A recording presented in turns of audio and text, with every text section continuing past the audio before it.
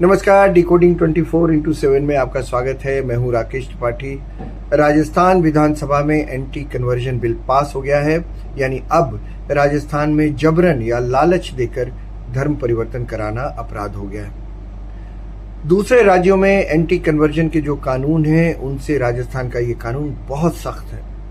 कई प्रावधान कड़े हैं, बहुत कड़े हैं। जैसे सबसे बड़ा प्रावधान ये कि इस कानून के जरिए बुलडोजर की कार्रवाई की जाएगी, यानी जिस बिल्डिंग में सामूहिक धर्म परिवर्तन कराया जाएगा उसे बुलडोजर से ध्वस्त किया जा सकेगा, ये कानून बना दिया गया है।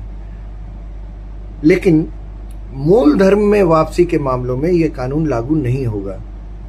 यानी अगर किसी के पूर्वज सनातनी थे और वो कई पीढ़ियों से दूसरे धर्म को अपना रहा था, वो वापस सनातनी हो जाता है तो इसे घर वापसी माना जाएगा।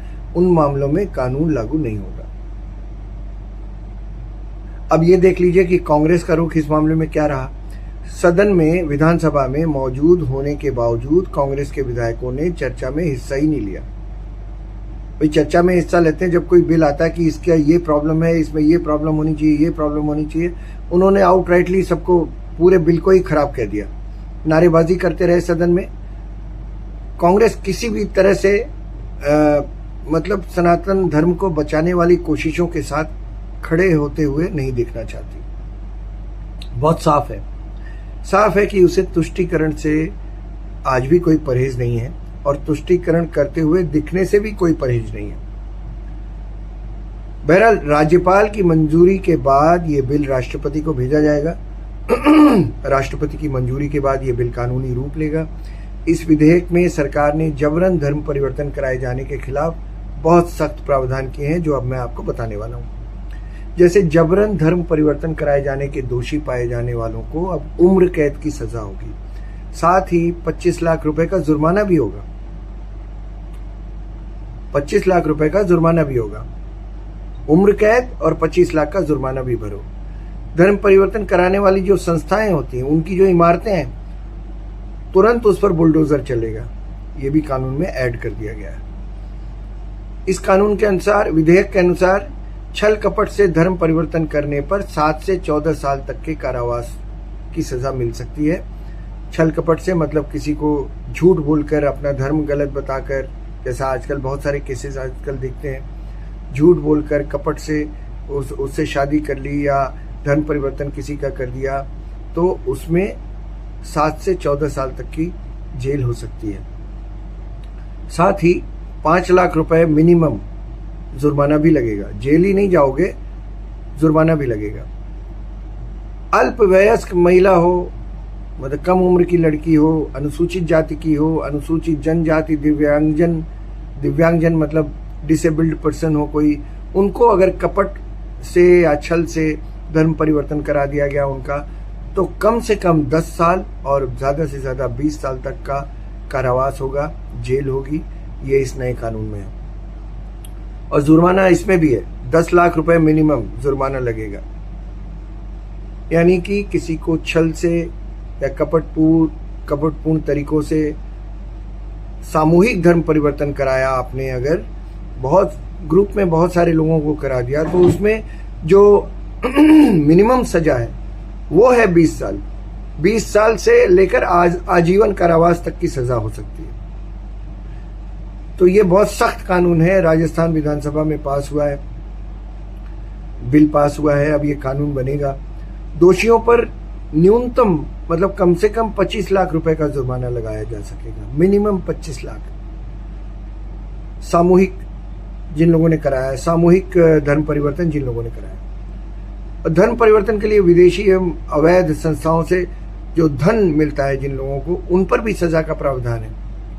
उनको 10 से 20 साल तक का कठोर कारावास की सजा मिलेगी। यानी कि मिनिमम 10 साल और मैक्सिमम 20 साल तक की कठोर कारावास, मतलब आपको उसमें काम भी करना पड़ेगा। सश्रम कारावास कहते हैं उसको। जुर्माना इसमें भी है, मिनिमम 20 लाख, और ये बढ़ भी सकता है क्योंकि पैसा तो ले रहे हो धर्म परिवर्तन करने के लिए विदेशों से, गल्फ से, क्रिश्चियन कंट्रीज से, तो जुर्माना भी भरो। 20 लाख रुपए का जुर्माना इसमें भी लगेगा। धर्म परिवर्तन के लिए जो शादी की जाती है उसको शून्य घोषित करने का प्रावधान भी इसमें जोड़ा गया है। अगर कोई व्यक्ति धर्म परिवर्तन के उद्देश्य से शादी करता है तो ऐसे मामलों में कोर्ट के जरिए शादी को शून्य कराया जा सकता है, मतलब 0 हो गई, शादी नल एंड वाइड हो गई। यानी केवल धर्म परिवर्तन के लिए किसी महिला या पुरुष ने शादी की है और शादी से पहले या बाद में धर्म बदला है तो ऐसी शादी को रद्द कराया जा सकता है। आपको बता दें कि राजस्थान से पहले देश के कई राज्यों में धर्मांतरण विरोधी कानून लाए जा चुके हैं, जैसे अरुणाचल प्रदेश में 1978 में, आंध्र प्रदेश में 2007 में, उत्तराखंड में 2018 में, हिमाचल प्रदेश में 2019 में, उत्तर प्रदेश में 2021 में, कर्नाटक में 2021 में और हरियाणा में 2022 में धर्मांतरण विरोधी कानून लाए जा चुके हैं। लेकिन राजस्थान का कानून बहुत कड़ा है।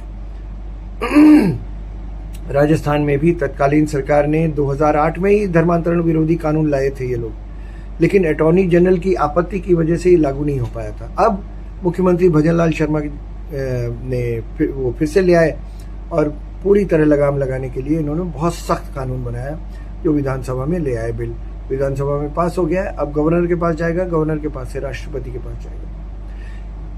अब असल बात की चर्चा, ये बिल लाया क्यों गया ये भी जान लीजिए। आजादी के बाद से भारत के कई इलाकों में डेमोग्राफी एक साजिश के तहत बदली जा रही है। बंगाल, बिहार, असम और नॉर्थ ईस्ट के दूसरे प्रदेशों में बांग्लादेशी और रोहिंग्या काफी संख्या में न सिर्फ आ गए बल्कि आधार कार्ड, राशन कार्ड और वोटर आई कार्ड भी उनके पास है। तो डेमोग्राफी के बदलने की एक वजह तो ये है और दूसरी वजह है कन्वर्शन, जिसमें लव जिहाद बहुत बड़ी वजह है। इसके अलावा लालच देकर भी समूहों में धर्म परिवर्तन कराया जा रहा है। क्रिश्चियनिटी में भी आप कई बार खबरें देखते होंगे अखबारों में, तो इससे डेमोग्राफी बदलने की कोशिश हो रही है। मुसलमानों और ईसाइयों की संख्या बढ़ रही है और कई इलाकों में मुसलमान या ईसाई बहुसंख्यक हैं और हिंदू अल्पसंख्यक हैं। इस पर थोड़ी रोशनी और पड़ेगी अगर हम ये देख लें कि भारत से अलग हुए पाकिस्तान और बांग्लादेश में हिंदुओं की स्थिति क्या है। अब देखिए 1947 में जब पार्टीशन हुआ, आजाद हुआ देश, पार्टीशन हुआ, तो उस समय पाकिस्तान में जो हिंदू रह गए वो 20% थे, 20%, 80% मुसलमान थे।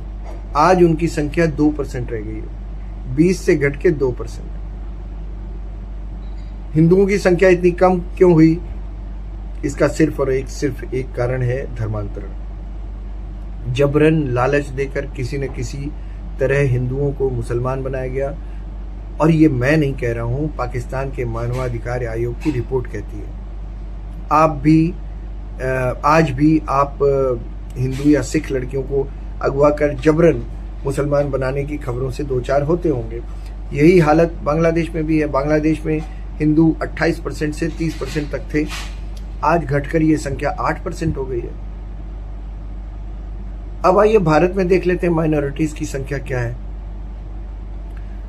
1951 की जनगणना में नए भारत में मुसलमानों की संख्या 9.8% थी, यानी करीब 3.54 करोड़, 3.54 करोड़।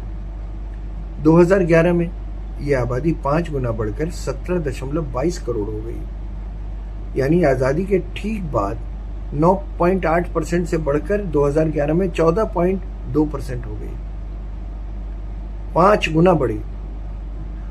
1951 से 2011 के बीच भारत की कुल आबादी 3.5 गुना बढ़ी, लेकिन मुसलमानों की आबादी 5% बढ़ी। हिंदुओं की आबादी 3.2 गुना बढ़ी और मुसलमानों की आबादी करीब 5 गुना बढ़ी। हालांकि 1991 से देश की आबादी में वृद्धि